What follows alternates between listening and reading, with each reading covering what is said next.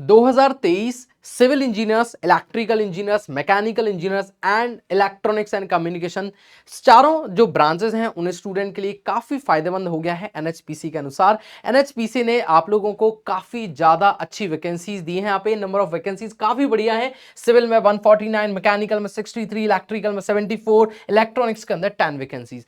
काफी अच्छा नंबर है। लास्ट ईयर भी बहुत अच्छे से वैकेंसीज निकाली थी, इस साल भी अच्छे से वैकेंसी आपको दी गई है। ठीक है, अब यहां पे मेन चीज ये है कि लास्ट ईयर कट ऑफ क्या रही थी इस एग्जाम में हर एक ब्रांच की, क्योंकि लास्ट टाइम हम देखेंगे कि यहां पे सिर्फ सिविल, मैकेनिकल और इलेक्ट्रिकल में वैकेंसी आई थी, लेकिन कट ऑफ्स क्या रही थी। हालांकि आपको पता है 200 मार्क्स का आपका पेपर होता है ये, और एक क्वेश्चन एक नंबर का होता है, नेगेटिव मार्किंग भी रहती है। और आप लोगों को, यदि आप लोग बेसिक ईडब्ल्यूएस कैटेगरी से हैं या फिर आप लोग ओबीसी कैटेगरी से, जनरल कैटेगरी से, तो आपको 40% मिनिमम क्वालिफाइड मार्क्स चाहिए। और अगर आप लोग अदर कैटेगरी से हैं तो फिर आप एससी एसटी कैटेगरी से हैं, हैंडीकैप कैटेगरी से हैं, तो आप लोगों को 35 mark percentage minimum qualifying marks लाना बहुत जरूरी है। यहां पे मैं देखूंगा कि कट ऑफ मार्क्स क्या रहे हैं सिविल, मैकेनिकल और इलेक्ट्रिकल तीनों ही ब्रांचेस के लिए पुराने साल में।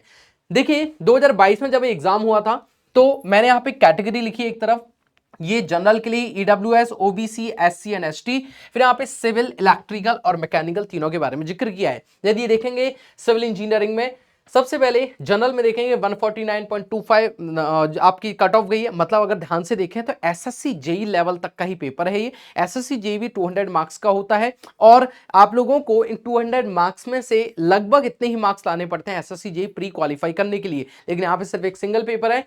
तो सिविल में 149.25, फिर ईडब्ल्यूएस कैटेगरी में 147.58, ओबीसी में लगभग उतना ही 145.17, एससी में काफी ज्यादा फायदा है, एससी कैटेगरी में 135.52 और एसटी कैटेगरी में 126.50। ये आपका मार्क्स का कट ऑफ मार्क्स रही हैं पिछले साल जो एग्जाम हुआ था एनएचपीसी की तरफ से जूनियर इंजीनियर डिपार्टमेंट के लिए। उसके बाद इलेक्ट्रिकल में देखेंगे तो 142.42, देन उसके बाद में 137.25, 139.70, 127, मतलब कैटेगरी देख सकते हैं, ये जनरल के लिए है, ये ईडब्ल्यूएस के लिए। आप चाहे तो इसका स्क्रीनशॉट भी ले सकते हैं, आपके लिए काफी फायदेमंद होगा। ओबीसी के लिए इतने मार्क्स हैं। देन उसके बाद एससी और एसटी में देख सकते हैं 127 एंड 122, मतलब कि एससी और एसटी की अगर मैं देख रहा हूं मार्क्स डिफरेंस काफी ज्यादा है।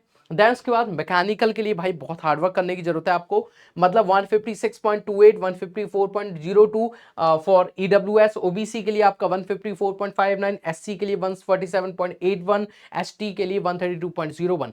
मतलब कि अगर मैं सिर्फ जनरल को टारगेट करके बताता हूं आपको कि यार आप लोग जनरल कैटेगरी को टारगेट करके बताऊंगा, क्योंकि इतने मार्क्स मिनिमम आपको चाहिए, स्पेशली अगर आप लोग जनरल कैटेगरी से हैं।